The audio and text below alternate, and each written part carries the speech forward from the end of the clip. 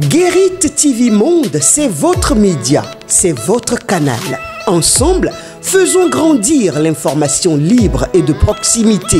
Pour vos dons, soutiens ou accompagnements, vous pouvez le faire au plus 229 01 97 26 26 71 ou plus 229 01 49 04 04 04 ou sur le compte numéro 034 880 790 002 dans les livrets de Atlantic Bank Bénin. Toutes nos gratitudes. Guérit TV Monde, le leader des Web TV.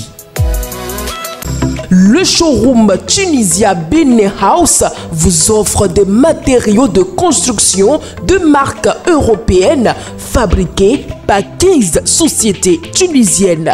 Tunisia Benin House est situé à Cotonou, Kaboma, immeuble Amani. Pour tout renseignement, contactez le plus 229 01 21 31 61 58. Avec votre showroom Tunisia Benin House, proposez et construisez la maison de vos rêves à un prix imbattable.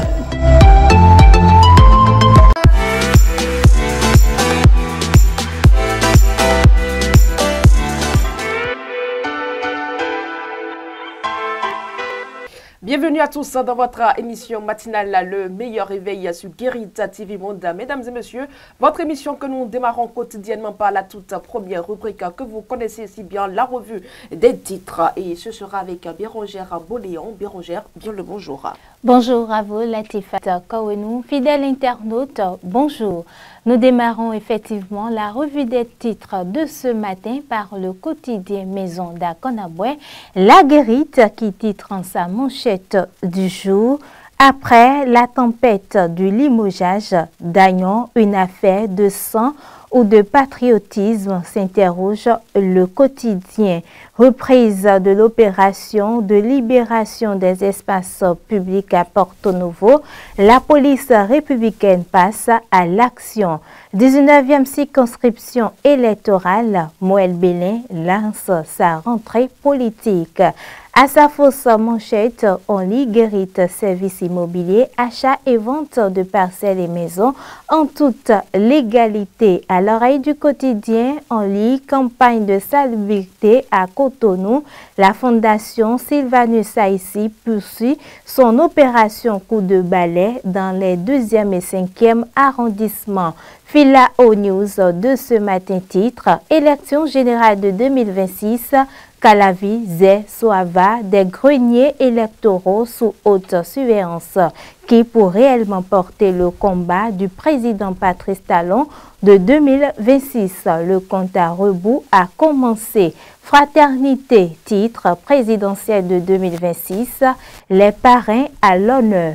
186 députés et maires en possession de leur sésame à partir du 2 septembre prochain. UPR 96, BR 57, LD 28 et le FCBE 5 parrains.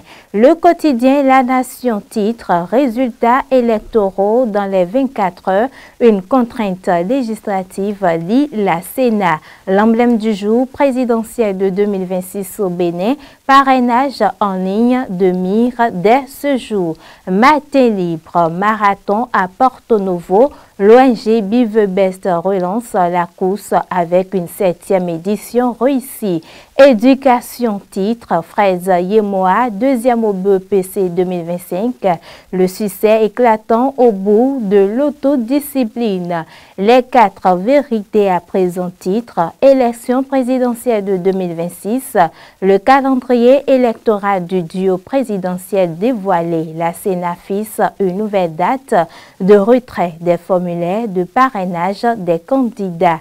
Le paraclet du jour, visite découverte de la GDZ, Ghislaine Fagbon, conduit les responsables d'étudiants sur le pôle d'industrie du Bénin. L'informateur présidentiel 2026, nouveau rendez-vous pour les parrainages, s'exclame le quotidien. Et on termine par le quotidien d'Akonamboué Maison La Guérite.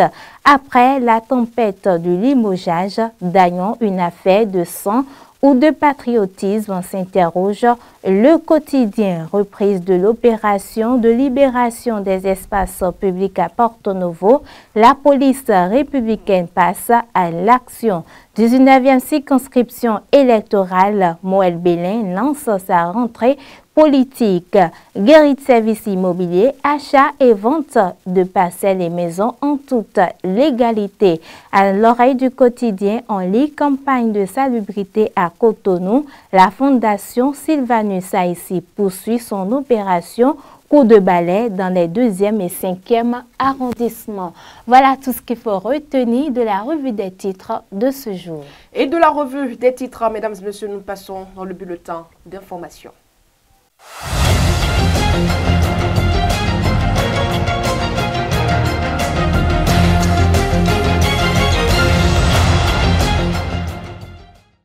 Bienvenue à tous dans ce bulletin d'information. Le gouvernement béninois prévoit la construction d'un marché exclusivement dédié au charbon et au pétrole.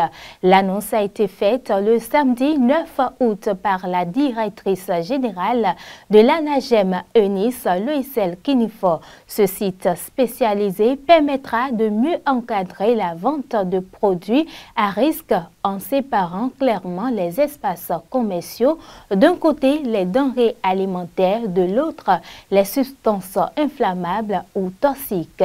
Les vendeurs de gaz, de peinture et d'autres produits similaires bénéficieront ultérieurement de boutiques adaptées. Ce site spécialisé permettra de mieux encadrer la vente de produits à risque en séparant clairement les espaces commerciaux d'un côté. Nous poursuivons ce bulletin d'information, mesdames et messieurs. Le parti Moël Bénin a donné ce samedi 9 août 2025 le coup d'envoi de sa rentrée politique dans la 19e circonscription électorale. C'est au siège du parti à Porto Novo que coordonnateurs, responsables de projets et militants à la base se sont retrouvés autour du thème, je cite, « La jeunesse et le militantisme », fin de citation. Objectif, mobiliser les énergies et renforcer la cohésion en vue des élections de 2026. Le point dans ce élément. La rentrée politique du parti Moël Bénin est officiellement lancée dans la 19e circonscription électorale. Samedi 9 août 2025, les coordonnateurs de la dite circonscription, le directeur du programme de renforcement de l'unité nationale, la directrice du projet de renforcement de l'unité nationale pour l'agriculture, ainsi que les militants à la base ont pris part au lancement des activités préparatoires aux élections de 2026. Notre objectif est clair, c'est de faire de notre parti Moël Bénin un parti incontournable dans la 19e circonscription électorale. Je vous invite à participer massivement aux échanges. Placé sous le thème, je cite, « La jeunesse et le militantisme », fin de citation, cette rentrée politique a été l'occasion pour les leaders du parti dans la 19e circonscription électorale de sensibiliser les jeunes sur l'importance de l'engagement militant. Dans une communication animée par le premier vice-coordonnateur, les jeunes réunis au siège du parti à Porto Novo ont été édifiés sur la thématique. Les responsables à divers niveaux ont exhorté la jeunesse à s'unir et à s'engager pour relever le défi électoral. L'unité nationale, pourquoi? Si nous ne sommes pas ensemble, qu'est-ce qu'on peut réussir? Je souhaite un engagement passionné de chacun. Les défis sont énormes et surtout parce que l'on nous regarde comme des personnes qui ne peuvent pas aller loin. Et ce n'est que par la passion et les grands défis que l'on réussira. Je voudrais préciser que la jeunesse n'a pas de frontières. On se fait jeune et on travaille en tant que jeune tant qu'on peut. Alors, mettons-nous tous en ordre de bataille, travaillons de façon à conquérir le terrain, travaillons de façon à honorer la 19e circonscription électorale de notre pays. Le conseiller politique Alain Sourou Kiki a pour sa part rappelé la force de résilience du parti dirigé par Jacques Ayadji.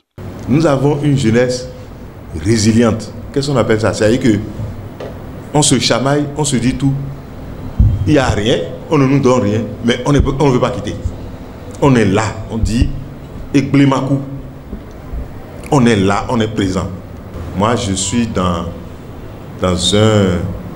une disposition d'espoir, parce que le fait que, malgré tout, il y a un groupe résilient qui veut rester pour construire quelque chose, c'est déjà une force. Quant au coordonnateur de la 19e circonscription électorale, Serge Noupo Arwansou, il a insisté sur la nécessité pour le parti de renforcer sa position sur l'échiquier politique à l'issue des prochains scrutins, appelant les militants à travailler pour obtenir de meilleurs résultats. Le poulet rôti ne tombera pas du ciel, c'est du travail de chacun. Il est nécessaire que nous travaillions ensemble à corriger ces insuffisances, parce que si nous voulons qu'au sommet de l'État, nous soyons considérés comme il se doit, c'est forcément à travers un certain nombre d'indicateurs politiques. Je voudrais prier chacun, responsable du bureau politique et d'organes techniques, à soutenir les efforts à la base. Des échanges fructueux entre leaders et militants ont marqué cette ouverture, lançant officiellement les activités dans la circonscription avec pour objectif un succès éclatant lors des échéances à venir. Le ministère de l'Industrie et du Commerce a interdit l'importation, la distribution et la consommation du concentré de tomates Tassitoum enrichi de tomatomis au Bénin. Cette mesure fait suite à un rappel général du produit au Ghana pour des défauts critiques menaçant la santé publique. Cette décision s'appuie sur une alerte de la Food and Drugs Authority FDA du Ghana qui, le 3 août, a ordonné l'arrêt de production et le rappel massif du produit pour des défauts critiques compromettant, j'y arrive, la qualité sanitaire et la sécurité alimentaire. La mesure s'applique à toutes les formes de conditionnement, qu'elles soient en sachet ou en boîte. Toute commercialisation, malgré l'interdiction, expose à des sanctions prévues par la loi. L'école coranique à Sahaba de Porto-Novo a abrité dimanche 10 août 2025 une cérémonie inoubliable de remise de certificats de lecture de Coran à 4 de ses apprenants. L'événement s'est tenu devant parents, amis, enseignants et membres de la communauté musulmane. Le point avec Faouzia Sefou et David Yémé. Ils sont au nombre de 4, ces apprenants de l'école coranique à Sahaba de Porto-Novo qui ont couronné de succès leur parcours dans les études islamiques et coraniques. Devant parents, amis, responsables religieux et enseignants, ils ont reçu leur certificat de lecture du Saint-Coran ce dimanche 10 août 2025.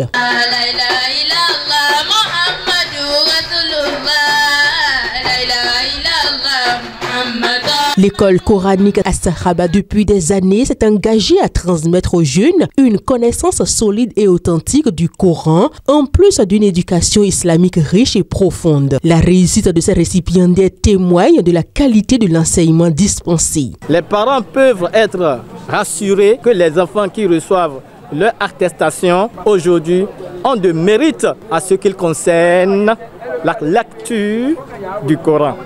Ce mérite leur est destiné à travers les différents aspects du Coran abordés lors de nos enseignements. Les 5 prières obligatoires, la lecture du Coran, etc. La lecture régulière du Coran a permis à nos enfants récipiendaires le renforcement de leur foi, l'acquisition de la guidance divine, le développement de la paix intérieure, l'apprentissage des valeurs morales.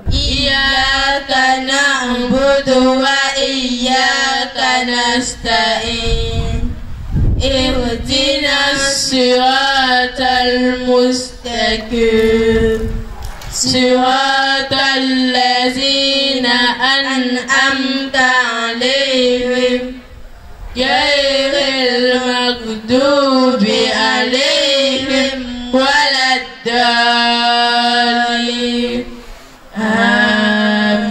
Après un recueillement spirituel, chaque élève a été appelé à recevoir son certificat, symbole de sa maîtrise dans l'art de la lecture du Coran. Ce moment a été ponctué d'expressions de fierté et d'encouragement, renforçant la motivation des jeunes à poursuivre leur cheminement éducatif et spirituel. Je suis fier de moi-même, je suis heureux. Je vais m'en servir dans les années à venir en cas de besoin. Un moment de fierté qui réjouit les parents. La petite fille qui a après à peine 6 ans, 7 ans, elle m'a beaucoup impressionné. Et elle a récité des sourates vraiment que les grandes personnes même ne connaissent pas. Ça m'a vraiment impressionné. Je lui rends hommage, que Dieu lui donne la santé et encore beaucoup de courage pour pouvoir mettre nos enfants encore sur la route de l'islam. Les responsables de l'école coranique ne comptent pas s'arrêter en si bon chemin. Ils ont exprimé leur volonté de continuer à offrir un enseignement de qualité et à développer davantage leur programme pour accueillir un plus grand nombre d'apprenants. Au cours de la cérémonie, l'école a décerné des reconnaissances à ses partenaires pour leur soutien constant. L'école coranique As-Sahaba de Porto-Novo se positionne ainsi comme un lieu d'enseignement, leader dans la vulgarisation des valeurs de paix, de tolérance et de connaissance.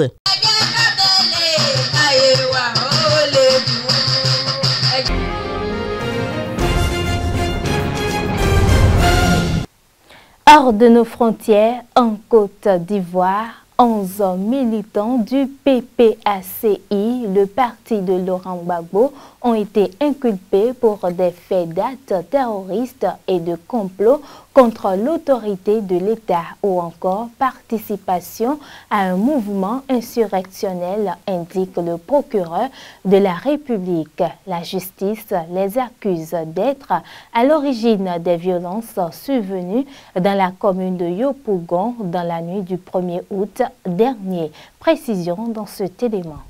Selon le procureur, les violences du 1er août dernier ont été perpétrées par une horde d'individus encagoulés et détenant des machettes. Les dégâts sont essentiellement d'autres matériels, un bus incendié et un véhicule de police dégradé. Mais pour Omar Brahman Koné, le procureur de la République, je cite, l'objectif était de provoquer une situation de terreur ou d'intimider la population après l'annonce de la candidature, fin de citation d'Alassane Ouattara, affirme-t-il dans un communiqué. Le mode opératoire, poursuit-il, consistait ainsi à incendier des bus des stations d'essence, le siège de la CEI de Yopougon et les locaux de la mairie annexe. Le procureur détaille les noms de l'ensemble des personnes poursuivies et placées sous mandat de dépôt. Parmi elles figurent l'ancien ministre de la Défense, Lida Kwasi, et l'ancien ambassadeur Boubacar Koné, tous deux présentés comme étant les instigateurs de ces violences. Le parti de Laurent Gbagbo conteste, le PPACI nie toute implication dans cette affaire et a su être l'objet d'une répression. Est-ce un moyen pour museler le PPACI afin de braquer l'élection d'octobre, s'interrogeait dimanche Sébastien Dano-Djedé, le président exécutif du parti. Faux, assure-t-on, au ministère de la Justice, les poursuites du parquet ne sont pas faites en fonction des partis politiques, souligne Ouma Brahman Kone, le procureur de la République. Au Cap-Vert, des inondations et des mouvements de terrain provoqués par des pluies torrentielles le 11 août 2025 ont fait au moins 8 morts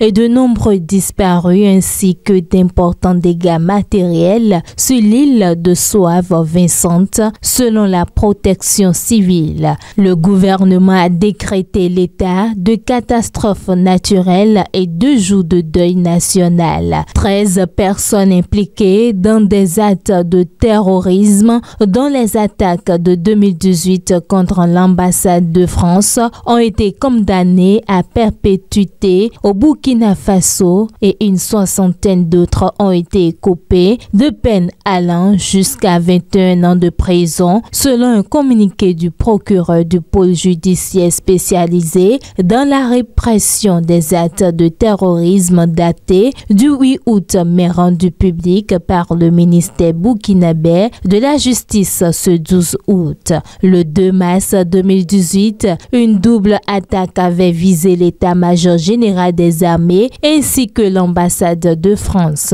L'attaque contre l'état-major avait fait 8 morts parmi les militaires. Celle contre l'ambassade s'était soldée par la mort de 4 djihadistes qui n'avaient pas pu pénétrer dans l'enceinte diplomatique. Fin de ce bulletin d'information, amis internautes de Guérit TV Monde. Bien à vous, Bérangère Boléon. Mesdames et messieurs, nous poursuivons votre émission avec la météo du jour.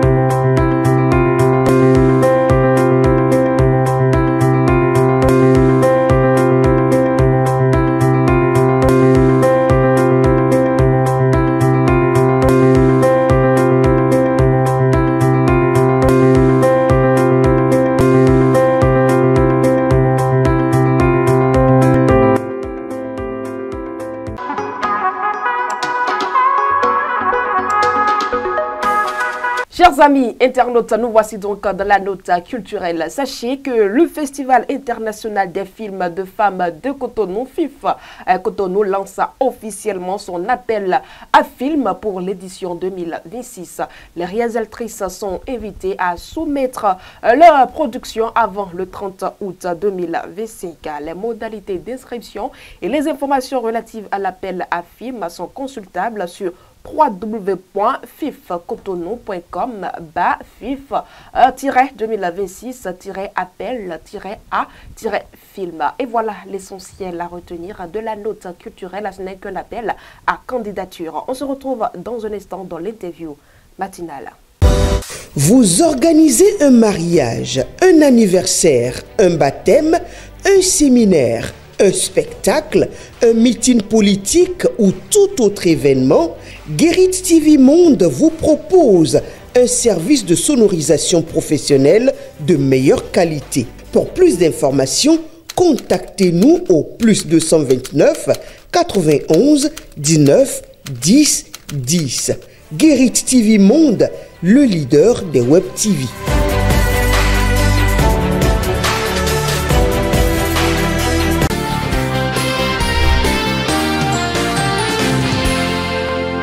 Chers amis internautes, merci de nous retrouver dans l'interview matinale de ce jour. Karim Gondi, secrétaire national adjoint à la jeunesse, au sport et loisirs du Parti Les Démocrates. Nous recevons pour vous aujourd'hui dans votre émission. Karim Gondi, bien le bonjour. Bonjour. La jeunesse béninoise et internationale sont célébrées ce jour sous le thème « Bâtir un monde meilleur en partenariat avec les jeunes ». Que vous inspire cette thématique, Karim Gondi? Merci beaucoup beaucoup de donner la parole aux jeunes. Et cette thématique, en réalité, inspire l'espoir qu'il faut avoir à la jeunesse. Faire de l'an de demain. Cela inspire aussi la paix qu'il faut entrer dans le monde. Cette paix, c'est l'absence de bombes atomiques, c'est l'absence de conflit. C'est la création des conditions optimales pour les États, que les États doivent créer pour permettre à la jeunesse de s'épanouir et de prendre la relève et de créer des emplois décents. C'est de faire de sorte que les jeunes se sentent à l'aise dans leur peau, dans la société, parce que c'est elle qui a en elle l'énergie qu'il faut pour bouger. Et pourquoi doit-on inclure la jeunesse dans le développement? Est-ce vraiment nécessaire? Oui, très nécessaire, parce que mettre la jeunesse de côté, c'est de mettre l'énergie de côté. Vous savez, ceux qui, d'abord, on dit la jeunesse dans la tête, la jeunesse ce n'est pas souvent l'âge, la jeunesse dans la tête, mais attention, lorsque vous arrivez à un certain âge, il y a certaines choses que vous ne pouvez plus faire. Et lorsque vous arrivez à un certain âge, vous n'avez pas la tête fraîche. Lorsque vous arrivez à un certain âge, vous ne pouvez pas, il y a certaines choses que vous ne pouvez pas faire. Alors, si à côté de vous, il y a cette jeunesse-là qui est débordante d'énergie, il faut l'inclure, puisque pour développer une nation, pour développer un continent, pour le meilleur vivre dans le monde, il faudrait quand même que les jeunes bougent pour essayer de mettre en place des conditions pour que le monde soit meilleur. Et cette inclusion est-elle possible sans la volonté de cette jeunesse? Non, la question que vous posez, elle me paraît un peu ne pas avoir confiance à la jeunesse. Moi, je suis secrétaire à la jeunesse au niveau du Parti des démocrates. Ce que j'observe d'abord au sein de ma formation politique et au Bénin, ce que j'observe, c'est qu'on a une jeunesse très dynamique, très compétente, très capable de prendre son destin en main. Donc elle veut qu'on l'inclue, bien sûr. Elle est consciente aussi qu'elle a un rôle à jouer. Elle est consciente qu'elle a un rôle à jouer parce que, si je prends un exemple simple, vous voyez, la plupart des acteurs, par exemple, de la conférence nationale des forces de la nation de février 90, ils avaient un certain âge. Aujourd'hui, plus de 30 ans après, vous voyez, ces gens-là ne peuvent pas aujourd'hui faire certaines choses. Et la jeunesse est consciente que des aînés ont fait un travail et qu'elle est là pour faire la relève. Et au Bénin, quelle place est accordée à la jeunesse en politique, surtout depuis quelques années? Très souvent, répondre à cette question, je ne peux pas la répondre sans revenir sur le fait qu'on dit souvent que toute place s'arrache. Lorsque vous êtes compétent, et je sais que la jeunesse béninoise est compétente, lorsque vous avez envie d'aller de l'avant, et je sais que la jeunesse béninoise veut vraiment aller de l'avant, on vous fait de la place.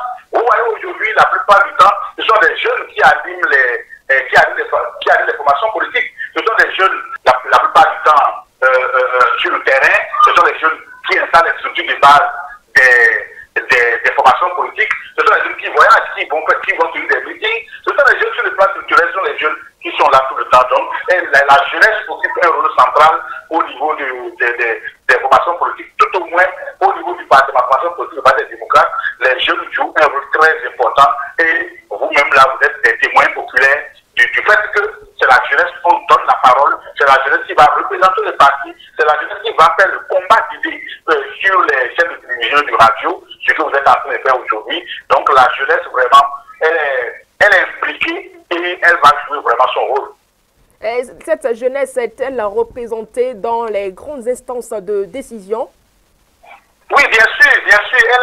C'est vrai qu'on aurait voulu qu'elle soit encore plus représentée. Et vous posez une question à la veille des positionnements sur les listes électorales, sur les listes pour les élections générales à venir. Déjà en octobre, il y a déjà le dépôt des dossiers pour les communales et municipales. Et en novembre, il y aura les dépôts des dossiers pour les législatives et aussi pour les présidentielles. C'est le moment pour nous, par exemple au niveau de notre formation politique, nous sommes en train de tout mettre en œuvre pour que les femmes et les jeunes soient représentés au niveau des positionnements pour pouvoir jouer des rôles très importants dans un premier temps dans les formations politiques et dans un second temps dans l'animation de la vie politique et troisièmement occuper des postes importants au niveau de la nation pour faire évoluer la nation.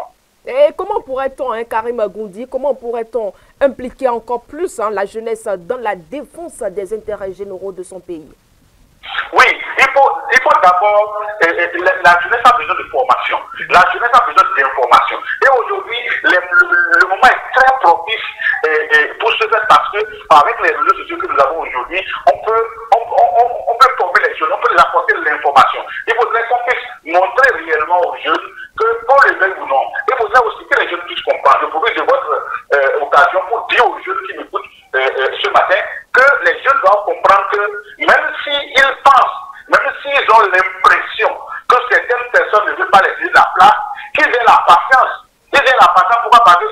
le veuille ou non, ces personnes-là, arrivant à un moment donné, ne pourront plus jouer le rôle, et ce sont ces jeunes qui vont occuper ces places-là. Très souvent, quand vous allez, on vous dit, ah non, il faut avoir de l'expérience.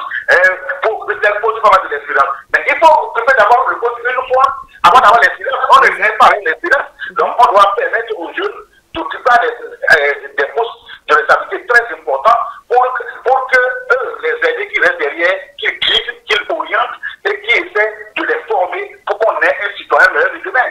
Est-ce qu'il n'est pas temps aussi de sensibiliser les personnes ou les aînés à faire confiance et à laisser place aux jeunes?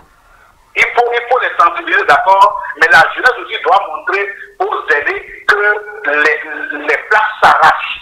Que les places, c'est quand on a du mérite, on peut l'avoir. Parce qu'on a des jeunes et des moins jeunes qui sont des patrons de moins effort, qui ne veulent pas se faire former. Il faut se faire former, il faut aller montrer de quoi vous êtes capable, il faut montrer aux gens qu'en réalité, vous êtes là, vous êtes compétent, vous pouvez faire le travail, vous pouvez avoir confiance en vous-même et pouvoir essayer de tenir tête à tout ce qui a pu se passer. Et aujourd'hui, aucun jeune ne me dira, qui m'écoute ce matin ne me dira qu'il n'a pas accès à cette formation-là. Vous allez sur le net, vous dites formation en temps, vous avez tout. Il suffit d'avoir un peu de connexion, vous dites je veux me faire former au niveau de la prise de parole en public. L'intelligence artificielle vous sort tout et vous vous formez. Vous allez regarder, vous allez observer et regarder les entretiens des aînés qui ont eu à prendre la parole en public. Vous vous formez. On peut se former à tout moment, en temps réel, 24 heures sur 24. Si un jeune dit aujourd'hui qui n'a pas tout ce qu'il faut se faire former, mais qu'il est réellement par exemple de moins d'effort, ou bien qui n'a pas l'information qu'on peut se former dans ce sens-là.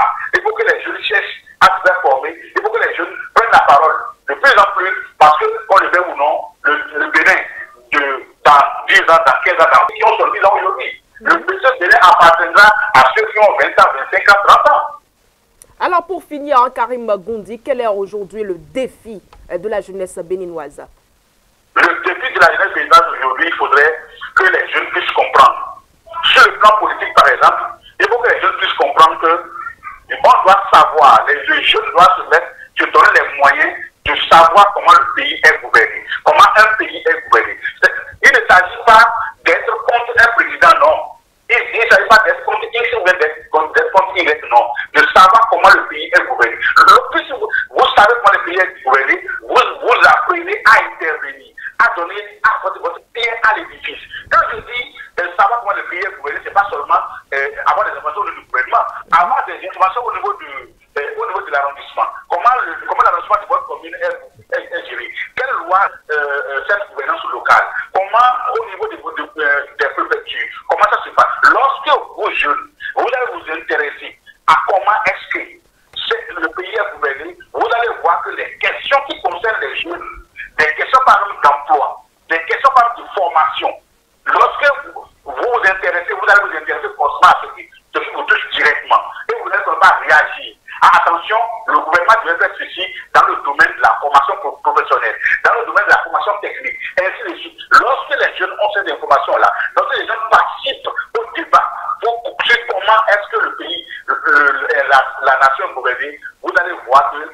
la nation va se porter de mieux en mieux, parce que les jeunes béninois que moi j'ai rencontrés, c'est des jeunes béninois très intelligents, c'est des jeunes béninois très compétents, ils suffit seulement qu'ils aient l'information, qu'ils s'intéressent à la chose, ils vont participer positivement au pays. Karim Goundi, merci pour votre disponibilité et bonne suite de journée à vous. C'est moi qui vous remercie. Mesdames et messieurs, c'était donc le secrétaire national adjoint à la jeunesse, au sport et loisirs du parti Les Démocrates, Karim Goundi.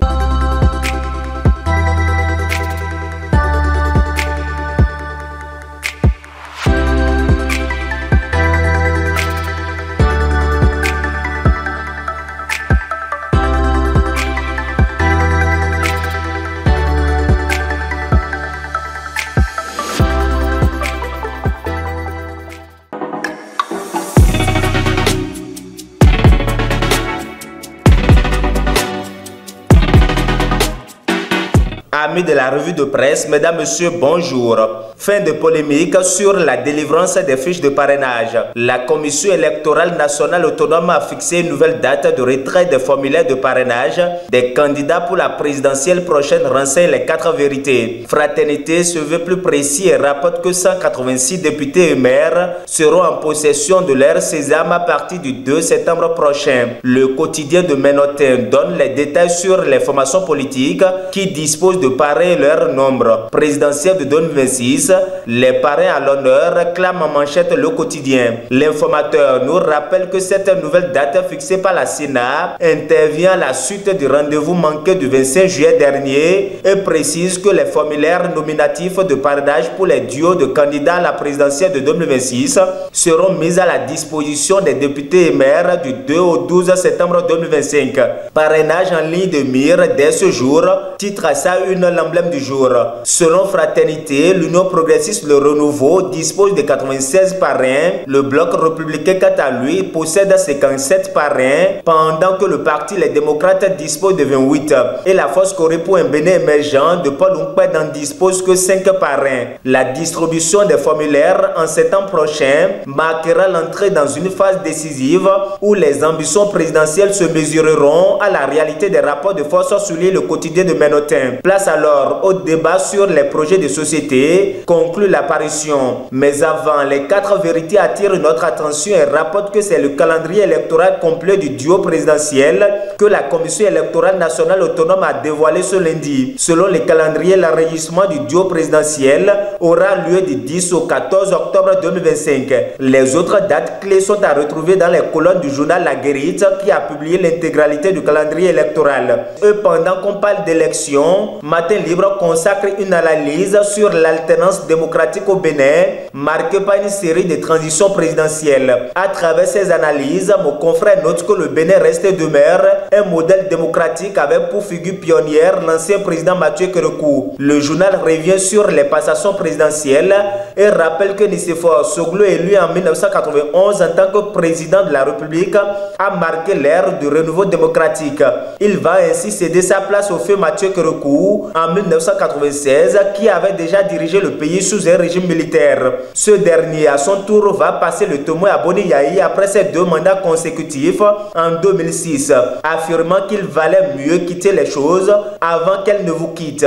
Thomas Boni Yayi, prenant les rênes en 2006, a également respecté la limite des 2 mandats constitutionnels, quittant le pouvoir en 2016, rappelle l'apparition. Selon Matin Libre, il a poursuivi les efforts de son prédécesseur pour renforcer les institutions démocratiques et promouvoir la bonne gouvernance avant de laisser place à Patrice Talon au pouvoir depuis 2016. Ce dernier a annoncé qu'il ne briguerait pas de 3e mandat, s'inscrivant ainsi dans la lignée de Kérékou et Yahi, fait constater mon confrère. Ce modèle de passation de pouvoir renforce non seulement la démocratie, mais aussi la confiance des citoyens envers les institutions, souligne Matin Libre. La passation de pouvoir au Bénin, marquée par le respect des mandats constitutionnels, constitue un exemple à suivre pour d'autres nations, conclut l'apparition. Dans la suite de cette revue de presse, le journal La Guérite se souvient encore du tollé provoqué par le limogeage surprise de Johannes Dagnon, conseiller spécial du chef de l'État en avril 2024, alors que certains médias avaient annoncé que l'ex-patron du bureau d'analyse et d'investigation de la présidence avait été invincé à la suite de désaccords sur des dossiers liés à la gouvernance du pouvoir de la rupture,